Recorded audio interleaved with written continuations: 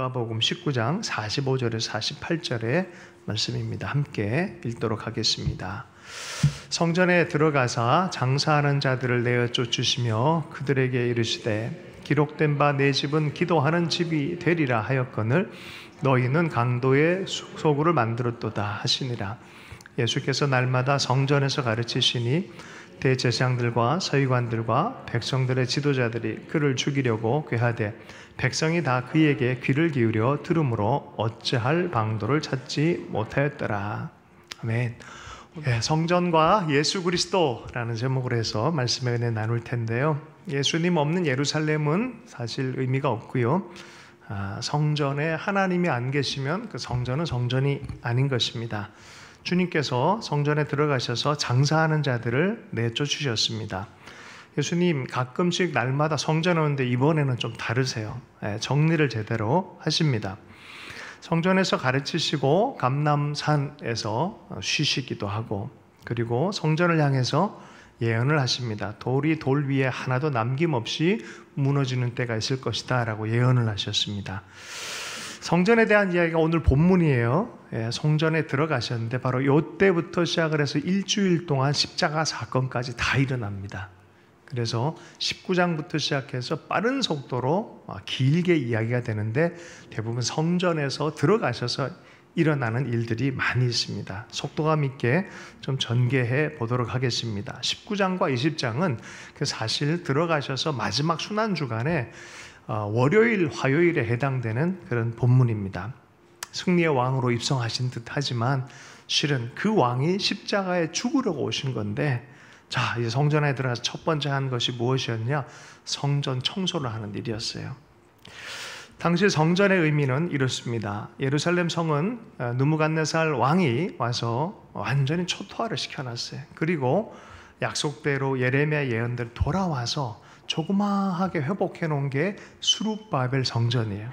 그러니까 아름다운 성전이 돌아와서 회복해 놓은 성전이 조그마한 성전인데, 예수님 오실 때 즈음에 대왕이 있었어요. 헤롯 대왕이라고. 이 사람이 유대인들의 좋은 마음을 사기 위해서 이 스룹바벨 성전을 증축을 합니다. 그리고 아름답게 장식을 해요. 옆에 많은 건축도 세웁니다. 사람들의 마음을 사기 위해서 그래요. 자, 그런데 지난주에도 얘기를 했지만 그 돌과 돌 사이에 금맥기뿐만이 아니라 위에 집은 은빛으로 가득, 은과 금으로 장식되어진 게 성전 모양이에요. 그래서 멀리서 보면은 마치 산 위에 눈이 있는 것처럼 그런 정도로 보이는 게 성전이었고, 사람들의 마음도 그 성전 중심적인 그 마음에 뿌듯함이 있었습니다. 근데 누가복음 시작할 때부터 시작을 해서 성전 얘기를 시작하거든요. 사가랴가 세례 요한의 아버지가 제사장으로서 앞에 나가서 그냥 늘 있는 루틴대로 제사 드리는 24반열 중에 하나가 돼서 순서가 돼서 들어가다가 성전에서 예배할 때 천사가 방문했어요. 네가 아들을 낳을 것인데 그가 바로 세례 요한이 될 것이다 라고 말합니다. 예수님께서도 난지 8일 만에 성전으로 올라갑니다. 시므온과 안나를 봅니다. 바로 이 아이가 그 아이다라고 하면서 내 인생 평생 기다려왔던 그분이다라고 하고, 이 아이를 통하여 구원의 소식이 어떻게 전해질 것에 대해서 어릴 때부터 예언을 한 장소가 성전이었습니다. 근데 이 성전이란 게 되게 중요하죠. 말라기서 3장 1절의 말씀을 한번 읽어보도록 하겠습니다. 이 세례 요한과 예수님에 대한 이야기를 그냥 한 줄에 딱 설명을 예수님 오시기 400년 전에 선지자가 이미 말을 해놨어요. 함께 읽어보겠습니다. 시작. 만군의 여호와가 이르노라. 보라, 내가 네 사자를 보내리니 그가 내 앞에서 길을 준비할 것이요 또 너희가 구하는 바 주가 갑자기 그의 성전에 임하시리니 곧 너희가 사모하는 바 언약의 사자가 임할 것임이니라. 성경을 보면은 많은 언약이 있어요. 첫 언약 보면 노아의 언약에 너희가 이제는 홍수로 멸하지 않을 것이다 하고, 이 레인보우 무지개 언약이 있죠. 그리고 아브라함 언약이 있어요. 아브라함 너로부터 네 자손으로부터 온 열방이 복받는 그런 역사가 있을 것이다. 모세의 언약이 있어요. 하나님과 모세가 대면하면서 율법을 주고 언약을 주세요. 그리고 다윗 언약이 있어요. 너의 왕가가 끊어지지 않고 너의 후대에서 하나님의 아들 메시아가 날 것이다 라는 그런 예언이 있었어요. 그런 모든 하나님과 사람 사이의 만남을 통하여 두려움과 심판이 사라지고 보호와 은혜가 있는 것이 바로 언약이에요. 최종 언약이 누구냐? 예수 그리스도. 은혜의 언약이에요. 은혜의 언약, 최종 언약. 자, 그런 관점에서 다시 말라기서 3장 1절을 한번 읽어보도록 하겠습니다. 함께 읽습니다. 시작. 만군의 여호와가 이르노라. 보라, 내가 내 사자를 보내리니 그가 내 앞에서 길을 준비할 것이요 또 너희가 구하는 바 주가 갑자기 그의 성전에 임하리니 곧 너희가 사모하는 바 언약의 사자가 임하실 것이다. 하나님의 최종 언약은 뭔지 아십니까? 십자가의 은혜의 언약이에요. 그 사자가 임하셨어요. 하나님이 그분의 성전에 오셨어요. 여러분, 성전에서 하는 기능이 뭐예요? 하나님 만나는 건데 하나님의 아들이신 그분이 성전에 오셨어요. 예수님이 그냥 성전 왔다 갔다 하니까 그냥 왔나 보다 이게 아니라 그 약속에 그분이 성전에 실제로 오셨어요. 여러분, 구약이든 신약이든 전통을 따라서 이렇게 보면 성전에서는 하나님 만나는 장소예요. 그죠? 결국 하나님을 만나고 속죄가 이루어지고 하나님의 언약의 축복이, 거기서 하나님의 축복이 흘러 넘치는 것이 성전의 기능 아니겠어요? 근데 성전 안 가도 예수님 만나면 하나님 만난 거 아니에요? 이게 신약이에요. 예수님 만난 자들은 언약을 받은 자들이고 하나님 만난 것처럼 은혜와 축복이 넘치기 시작한다. 그러므로 이제는 성전 안에서 만날 생각하지 말고 어디든 누구든 예수 안에서, 성령 안에서 누구든 하나님 만날 수 있다. 하나님을 사랑하는 자, 예배자들 만나기 원해. 나를 통해서 이제 만나게 된다는 것이죠. 할렐루야. 어쨌든 주님은 그러기 위해서 오셨어요. 이제 성전 체계가, 그런 체계가 사라질 그런 시간들이 사실은 다가온 거예요. 자, 주님 가셔서 그래서 그런 관점에서 보도록 하겠습니다. 19장 45절, 46절의 말씀인데요. 앞으로 많은 에피소드들이 있는데요. 요 19장, 20장에 다 다른 얘기하는 것 같지만 하나로 쫙 꿰면은 하나의 메시지가 이렇게 나옵니다. 많은 이야기가 전개가 되어질 것입니다. 약간 속도감을 갖고 읽어보도록 하겠습니다. 누가복음 19장 45절, 46절 말씀을 함께 읽겠습니다. 시작. 장사하는 자들을 내쫓으시며 그들에게 이르시되 기록된 바 내 집은 기도에 하는 집이 되리라 하였거늘 강도의 소굴을 만들었도다 하시느라. 하나님 만나고 하나님과의 그 기도의 교제의 시간들이 중심이 돼야 되는데 어쩌다 보니 처음엔 잘하다가 처음에는 예배자들, 기도자들 도우려고 뭔가를 판매하기 시작했는데 나중에 보니까 이게 바뀌어버린 거예요. 이제는 기도가 부가 되고 이제 주가 장사하는 것이 돼버린 거예요. 어떤 사람이 교회를 나와요. 작은 개척교회에 나오는데 건축업자예요. 교회가 부흥하길 너무 바래. 할렐루야. 그 마음속에 어떤 의도가 있는 거죠. 어떤 의도가 있는 거예요. 좋은데 다른 의도가 생기는 거예요. 그럼 사실 우리가 우리 마음속에 이런 걸 관리하지 않으면 이런 것들은 언제든지 있잖아요.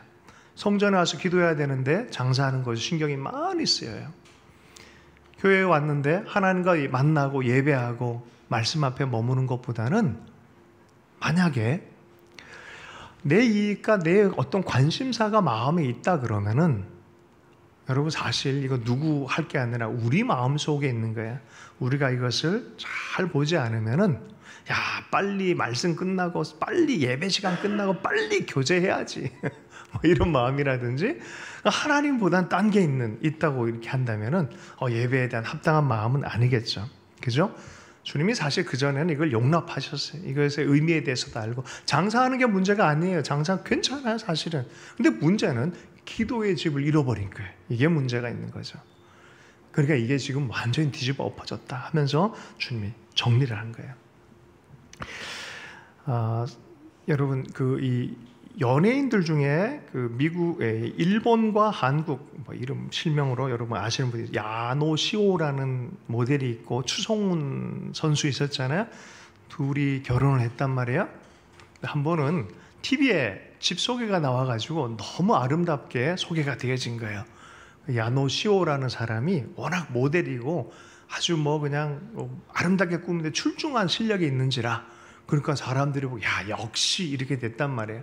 그런데 추성문이라는 선수가 민낯을 보여버린 거예요. 자기 유튜브에다가 실은 이렇게 산다 하면서 사람들 카메라 갖고 다 민낯 그대로 가봤더니 막 이불은 엉망진창으로 돼 있고 빨래는 개어져 있지도 않고 막 엉망진창인 거야. 그것 때문에 엄청 싸웠대요. 내 이미지를 이렇게 만들었다고. 네. 여러분, 만약에 주님이 우리 삶에 들어오시면은 정리된 부분만 좀 들어오시면 좋겠죠. 그죠? 여러분께서 문을 좀 열었을 때, 손님을 초대했을 때, 여러분은 어디까지 보일 수 있습니까? 거실 정도. 네. 그죠? 그 다음 방은, 거기는 제발. 그런 거 있잖아요. 그래서 치워야 될 것들을 치우지 않으면 이런 일들이 생기는 거예요. 네. 주님이 우리 삶에, 우리의 마음에 들어오셔서 거주하실 수 있는, 내 마음 그리스도의 집으로 내 방 하나하나를 다 소개를 해서 주님, 여기에 호주는 당신이십니다 라고 말할 수 있는 우리 한 사람 한 사람 되면 좋겠습니다. 이 주제는 다음 주에 좀 늘 깨어서 기도하라는 그런 주제로 좀 다루도록 하겠습니다. 계속해서 본문 안에 들어가 보면은 주님이 이걸 정리합니다. 그랬더니 이 종교 당국자들이 한마디 합니다. 당신 도대체 무슨 권위로 이런 일을 합니까? 라고 물어봅니다. 그러니까 주님께서 즉답을 피하시고 대답 대신에 또 질문을 던집니다. 이게 뭐냐? 너희들은 세례 요한의 권위가 어디로부터 왔다고 생각하느냐라고 역질문을 던집니다. 자, 이게 되게 중요한 질문이에요. 핵심을 찌른 질문이에요. 왜냐하면은 세례 요한은 모든 백성들이 하나님의 사람으로 확실히 인지하고 있고 이분은 건드려서 안 될 인물이에요. 그러면 하나님으로부터 왔다라고 하는 그 순간에 세례 요한이 가장 강력하게 얘기한 건 바로 나보다 저분이다라고 말했단 말이에요. 나는 저분의 신들매도 풀질 못하는 수준의 사람이다라고 말했단 말이에요. 그러면 그 권위가 당연히 하늘로부터 온 권위라고 인정을 해야 되는 상황이고, 아니다 그러면 백성들한테 돌 맞아 죽게 생겼으니까 하늘로부터, 사람으로부터 그냥 사람이 세운 거다라고 하면은 이거는 좀 문제가 있으니까 이 사람들이 요 위기를 모면하려고 어떻게 합니까? 잘 모르겠는데요. 많은 사람들이 A냐 B냐 선택하라 그러면 선택이 답을 알면서도 애매모호하게 하는 사람들이 많이 있어요. 여러분, 진리에 관해서는 명확하기를 축복합니다. 그 본문을 한번 읽어보겠습니다. 5절부터 8절까지의 말씀입니다. 함께 읽어보겠습니다. 시작. 그들이 서로 의논하여 이르되 만일 하늘로부터다라고 하면 어찌하여 그를 믿지 아니하냐 할 것이요, 만일 사람으로부터라 하면 백성이 요한을 선지자로 인정하니 그들이 다 우리를 돌로 칠 것이라 하고 대답하되 어디로부터인지 알지 못하노라니. 알면서 알지 못한다 하는 거예요. 너 인정하고 싶지 않다라는 거예요. 그러니까 주님도 너도 다 알면서 모른다니 나도 그 권위를 말하지 않겠다라고 주님께서 말씀하십니다. 그러면서 이들의 마음을 비유로 드러낸 것이 바로 그 다음 비유를 얘기를 합니다. 포도 농부에 대한 비유를 하는데요. 9절부터 10절까지 말씀을 한번 읽어보겠습니다. 그가 또 이 비유로 백성에게 말씀하시기 시작하니라. 한 사람이 포도원을 만들어 농부들에게 새로 주고 타국에 가서 오래 있다가 때가 이름에 포도원 소출 얼마를 바치게 하려고 한 종을 농부들에게 보내니 농부들이 종을 몹시 때리고 거저 보내거나. 이상한 일이 벌어집니다. 종들이요, 이게 이상한 음모를 꾸미고 있어요. 월급 받아 사는 종들인데 이게 밭이 너무 좋으니까 이거 우리 거 만들자라는 속셈이 생겨버린 거예요. 두 번째 종을 보냈는데 똑같이 때리고 능욕하고 거저 보내버립니다. 세 번째 종을 보냈는데도 이 종도 상하게 하고 내쫓습니다. 주인이 보기에 도무지 안 돼서 아들을 보냅니다. 아들. 자, 13절부터 14절, 15절까지 읽어보겠습니다. 시작. 포도원 주인이 이르되 어찌할까? 내 사랑하는 그들이 혹 그들을 농부들이 그를 보고 서로 의논하여 이르되 이는 상속자니 죽이고 그 유산을 우리의 것으로 만들자 하고 포도원 밖에 내쫓아 죽였느니라. 그런즉 포도원 주인이 이 사람들을 어떻게 하겠느냐? 여러분, 주님의 운명을 그대로 얘기를 해요. 결국 아들이 와도 아들을 죽일 걸 알고 계세요. 그리고 그들의 내면을 드러내버리세요. 이것이 얼마나 하나님의 것인데 하나님의 성전에 왔고 하나님 자신이 오셨는데 하나님을 내치는 격이 되는 그런 모습들을 주님께서는 비유로 드러내고 계십니다. 예수님의 권위를 인정하고 싶지가 않은 거예요. 변해버린 유대 종교죠. 인간도 마찬가지예요. 인간 모두가 다 하나님의 형상으로 하나님이 지음을 아름답게 해놨는데 어느 순간 보니까 내 인생을 하나님이 주권적으로 행사하지 못하도록 내 삶의 주인은 누구다? 나다라고 생각을 해요. 나다라고. 네. 여러분 혹시 아이들과 좀 싸워본 적 있으세요? 3살짜리 아이들과? 호락호락하게 얘들이 말을 듣던가요? 할렐루야.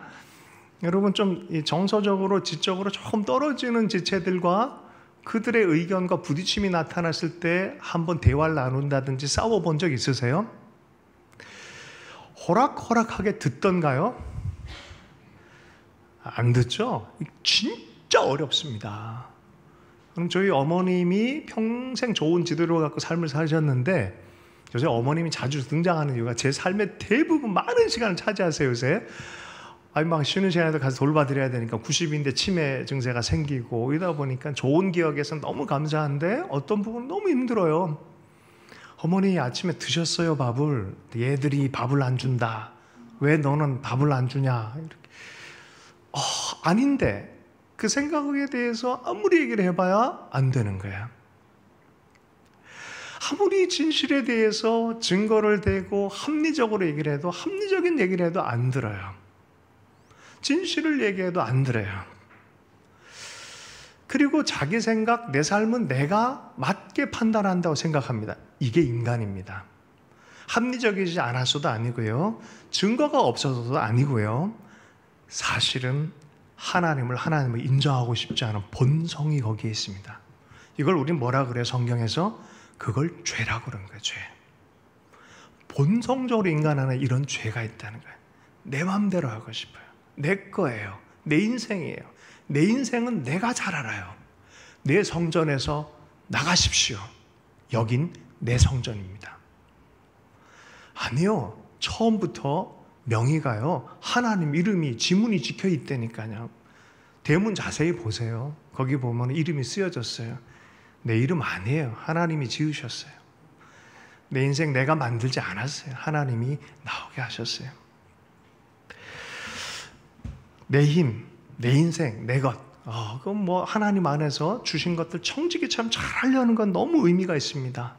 그런데 하나님 없이 생각하는 건 굉장히 위험합니다. 화살을 딱 쏘는데 10점을 딱 맞추는 건 너무 행복하고 좋은 일입니다. 자, 그런데 우리는 대부분 10점보다 9점에 만족을 하고 인생을 살아가려고 그래요. 내가 이만큼 읽으면 이 정도면 내가 해도 좋지 않을까라고 생각합니다.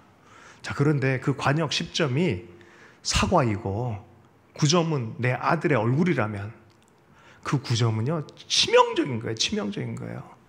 도리어 1점이 훨씬 낫습니다. 1점이 훨씬 낫습니다. 내가 못하는 게 훨씬 낫습니다.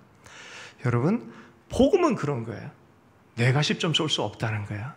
예수 그리스도, 성전에서는 그리스도가 중심이 돼야 돼. 내 삶은 그리스도가 중심 안에 있어야 되는 거예요. 우리는 대체로 보면 예수님을 실제로 날 것으로 만나면요, 이분들 욕하죠? 우리도 똑같아요. 우리도 다 버려버려요.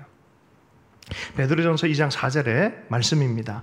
베드로전서 2장 4절, 5절의 말씀을 함께 읽겠습니다. 시작.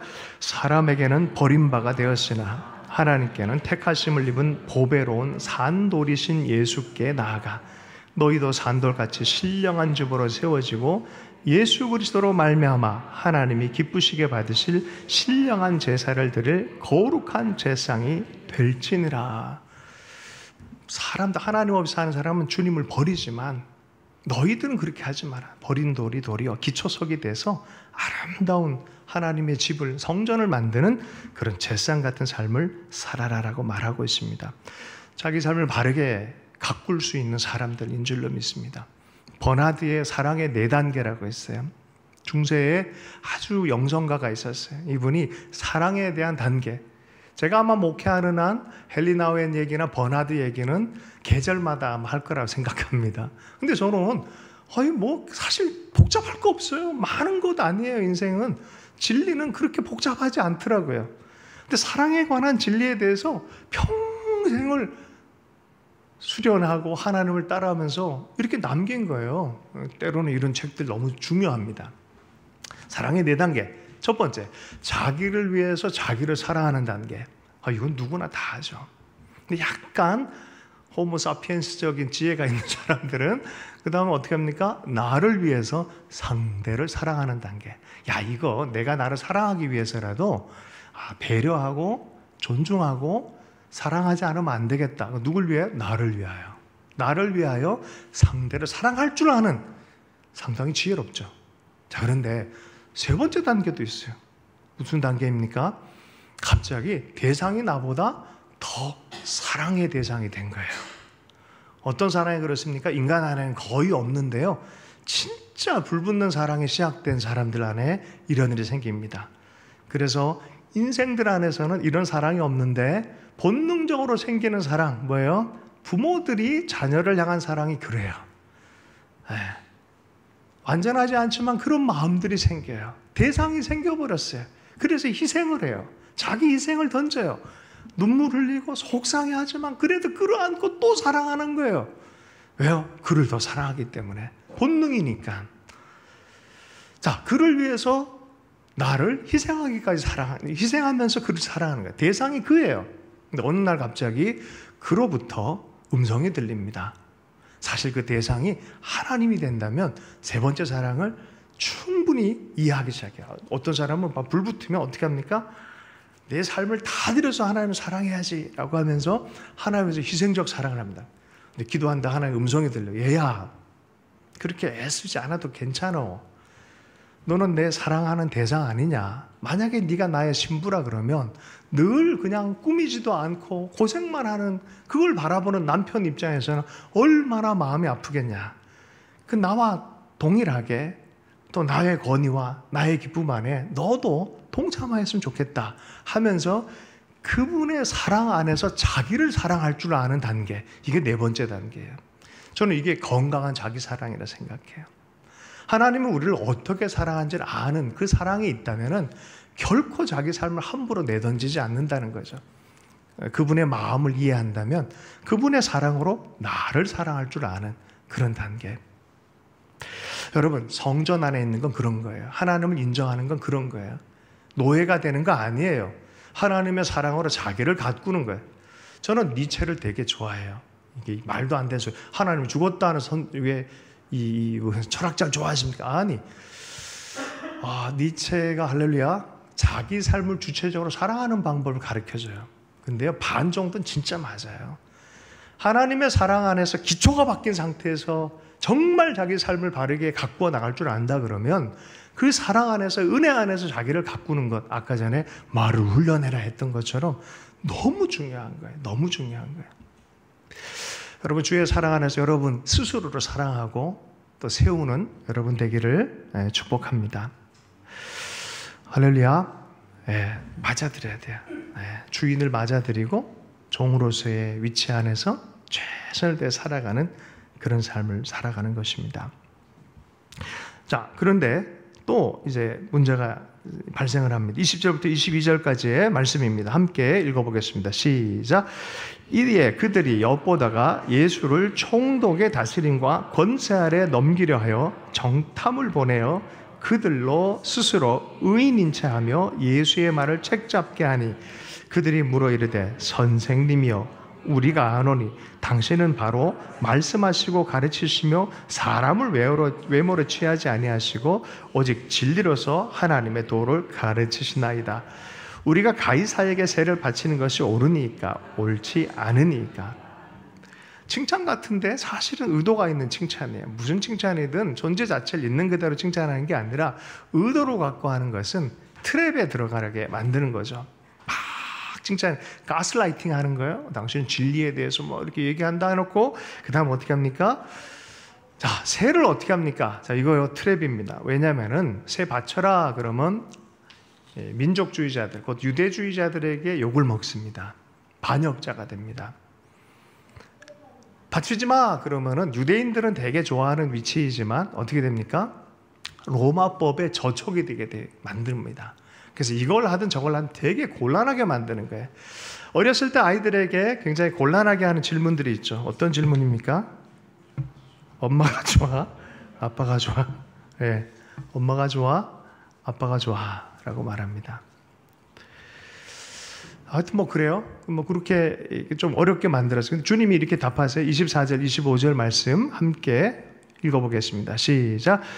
데나리온 하나를 내게 보이라. 누구의 형상과 글이 여기에 있느냐? 대답하되 가이사의 것입니다. 이르시되 그런즉 가이사의 것은 가이사에게, 하나님의 것은 하나님께 바치라 하시니. 주님이 기가 막히게 그들의 호주머니에 있는 동전을 끄집어냅니다. 그들은 누구의? 종교인들이에요. 끄집어내. 동전 꺼내면 뭐라 해야 됐어요? 하나님의 아들은 가이사다. 이런 게 쓰여져 있어요. 되게 웃기죠. 그들은 동전 갖고 있잖아요. 그걸 갖고 그 동전 좀 줘봐라 해서 드디어 밝힌 것이 뭡니까? 가이사. 그럼 가이사의 것은 가이사에게 주고 하나님의 것은 하나님께 드려라라고 말합니다. 양쪽을 갈라놓는 게 아니라 이런 식으로 하면 트랩에 집어넣는데 주님은 이것도 열심히 하고 이것도 열심히 해라. 여러분, 세속과 하나님 나라를 갈라놓는 사람들이 있어요. 교회 일과 세상의 일을 갈라놓는 사람이 있어요. 둘 다 하나님의 일이다. 잘해라. 이게 성경의 얘기 아니겠어요? 그죠? 아빠 편이냐 엄마 편이냐? 애가 아빠 엄마 편이지. 할렐루야. 웃는 포인트인데 할렐루야.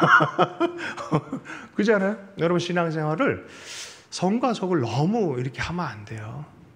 여러분의 준 삶 자체를 하나님 주신 천직으로 생각해야 돼요. 그것마저도 하나님의 의견으로 봐야 되는 거예요. 하여튼 복잡한 얘기는 할 수 없고 예수님이 그걸 얘기한 거예요. 이거 니들이 해야 될 지금 상황 자체, 그러니까 국가와 신앙에 대한 아주 거대한 주제가 여기 있는데 나중에 조금 더 할 수 있는 기회가 있으면 좋겠지만 어쨌든 주님은 그 양극단을 그거 아니다. 모든 걸 하나님 앞에서 해라.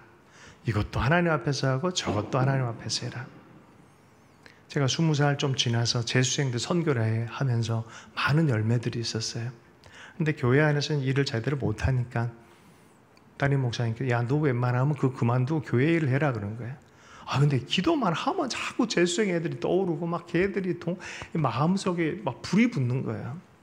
뭐 어려서 그런지 제가 지혜롭게 잘 얘기를 했었어야 되는데 참 어려웠어요. 너무너무 힘들었어요. 목사님이 되게 사랑하셔가지고 일부러 그냥 네 그 에너지 좋은 애들 교회에도 섬겨라 그런 의미로 얘기를 한 건데 내가 그냥 둘 중에 하나 반드시 택해야 되는 것처럼 이해를 한 거예요.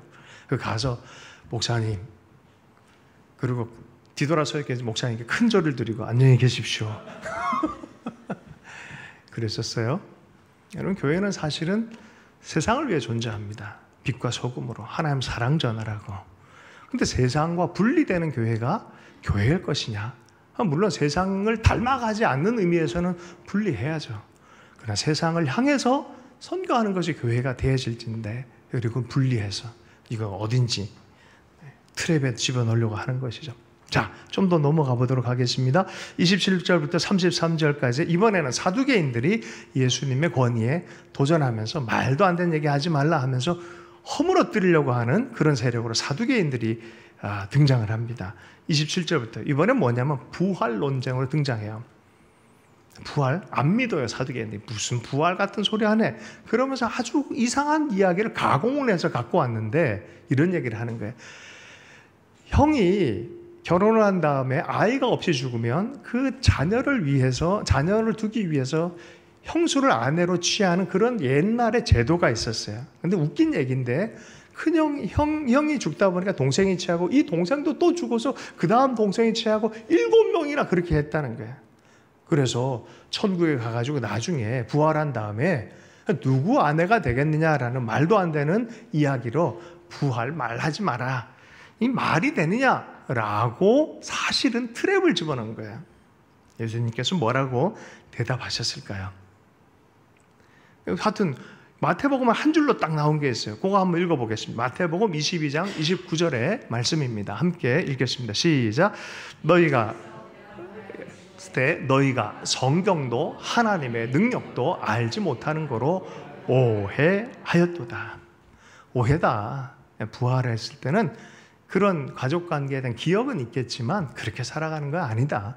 너희가 확실하게 성경적인 게 무엇인지 그 깊은 통찰로 살펴보지 않는 비성경적인 걸 성경이라 착각하고 있는, 여러분, 아이러니컬하게 가장 성경을 많이 다루는 단체가 이단 단체예요. 신천지, 기타 등등 이단 단체. 그러면 성경을 많이 읽는다고 해서 다 대수가 아니라 어떻게 성경을 읽느냐가 더 중요한 거예요. 성경은 그리스도 예수를 중심으로 해서 성경을 바르게 알도록 하는 거예요. 사두개인들은 많은 주제를 다룰 줄 아는 사람들이었지만 성경의 중심을 모르고 있었어요. 부활이 뭔지를 모르고 있었어요. 십자가가 뭔지를 모르고 있어요. 하나님의 사랑이 무엇인지 모르고 있는 거예요. 그래서 더 깊은 통찰로 주님이 그 다음에 또 얘기를 이어가십니다. 이걸 보면 우리 예수님은 그냥 외면만 하고 주제를 피하는 스타일이 아니라 그냥 머물기도 하고 지혜롭게 하기도 하면서도 말할 것에 대해서 말하는 그런 분이라는 것을 이해하게 되어집니다. 자, 누가복음 20장 41절에서 44절에 말씀을 한번 읽어보겠습니다. 주님이 어떻게 대답하셨냐면 이렇게 대답해 주셨습니다. 함께 읽습니다. 시작. 예수께서 그들에게 이르시되 사람들이 어찌하여 그리스도를 다윗의 자손이라 하느냐. 시편에 다윗이 친히 말하시되 주께서 내 주께 이르시되 내가 내 원수를 내 발등상으로 삼을 때까지 내 우편에 앉아 있으라 하셨도다 하였느니라. 그런즉 다윗이 그리스도를 주라 칭하였으니 어찌 그의 자손이 되겠느냐. 다윗 언약 안에서 자세히 살펴보면 여러분, 이 1000년 전에 다윗이 자기 계대에서 자손에서 메시아가 난다 그러니까 유대인들이 마음이 뿌듯해지는 거야.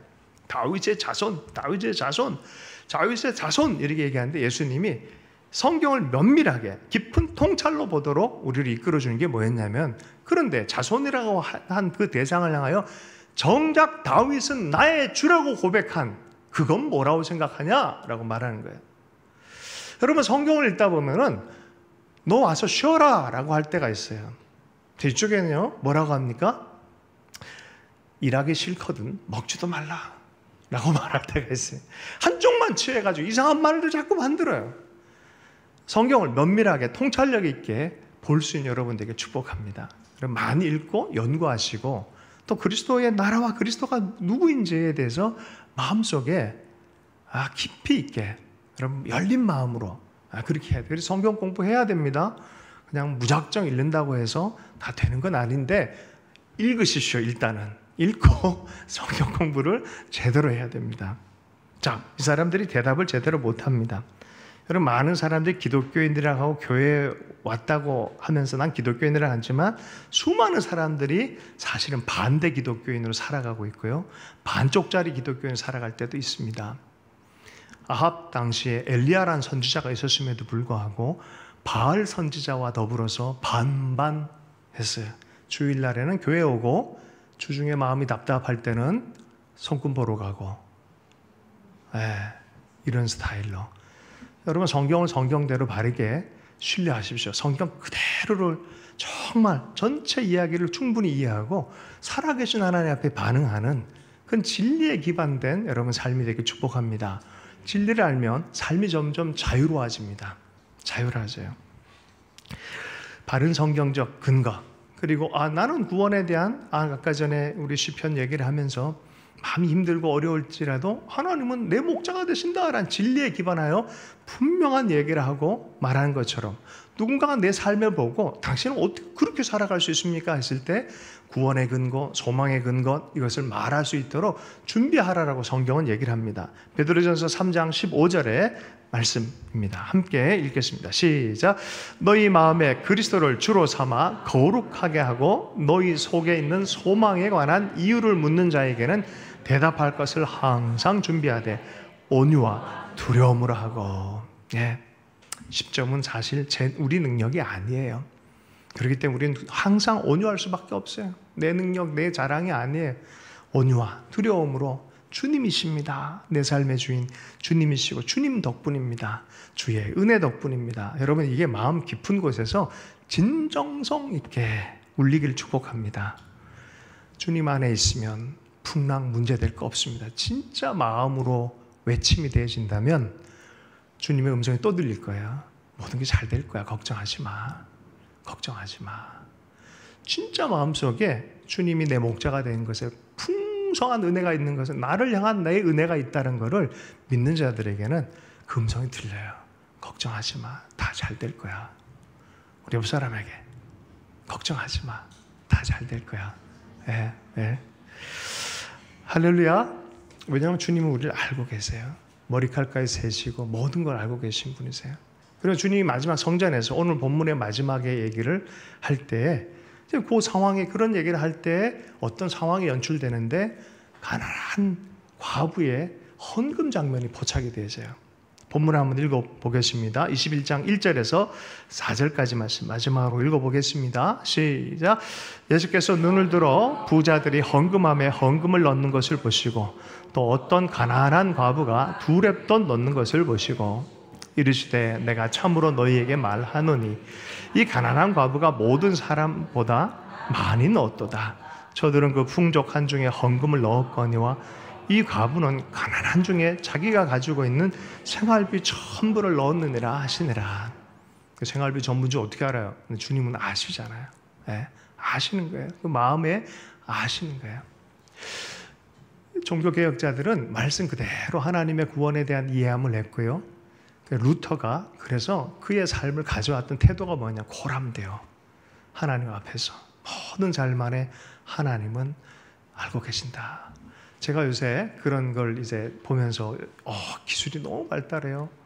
이 꺼져 있는 핸드폰도 우리 목소리를 듣고 있다고 그래요. 아세요?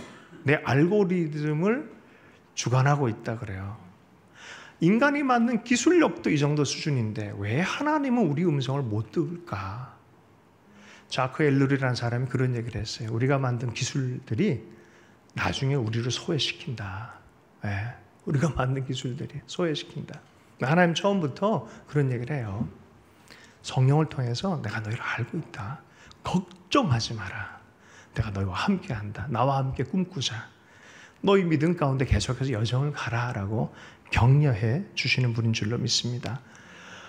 조영교 목사님 유명한 간증이 있습니다. 대조동 가난한 곳에서 목회를 하는데 하루는 소리가 막 나가봤더니 어떤 아저씨가 술 주정뱅이 아저씨가 루틴한 어떤 행동을 하는데 그 뭐 이 똥통 같은 데 있잖아요.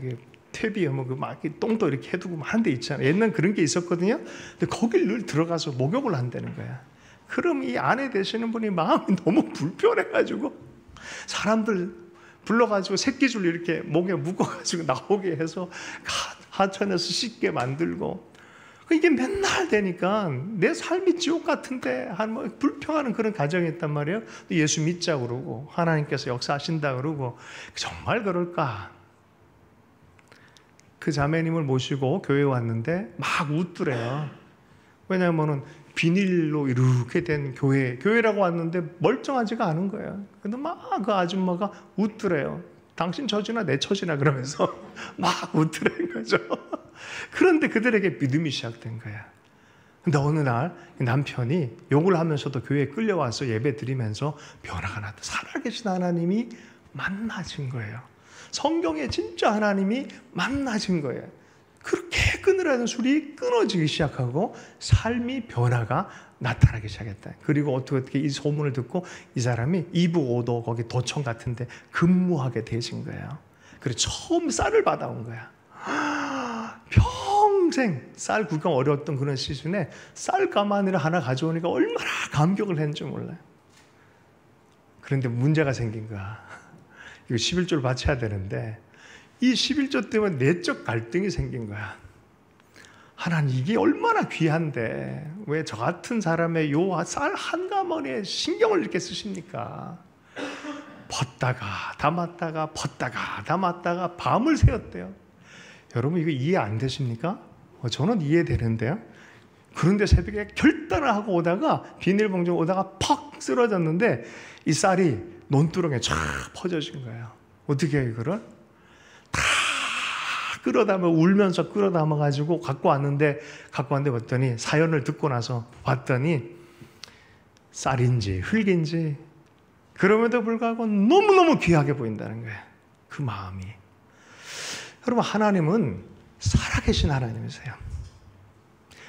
이야기 결론 11조 내라로 가면 안 돼요.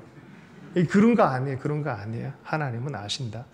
아니, 너희 한 사람 한 사람이 하나님의 거룩한 성전이란 것, 너희 두 사람 안에 그 성전이 되어지는 걸 내가 너무 원한다는 것, 두세 사람이 모인 그곳에. 여러분, 북한 땅을 생각하면 그래요.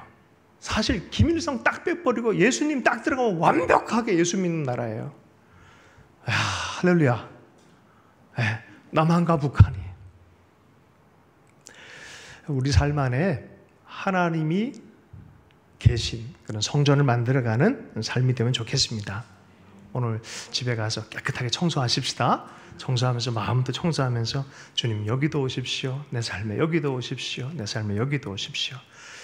마지막으로 이사야서 56장 7절의 말씀입니다. 내가 곧 그들을 나의 성산으로 인도하여 기도하는 내 집에서 그들을 기쁘게 할 것이며 그들의 번제와 희생을 나의 제단에서 기꺼이 받게 하리니 이는 내 집은 만민이 기도하는 집이라 일컬음이 될 것입니다.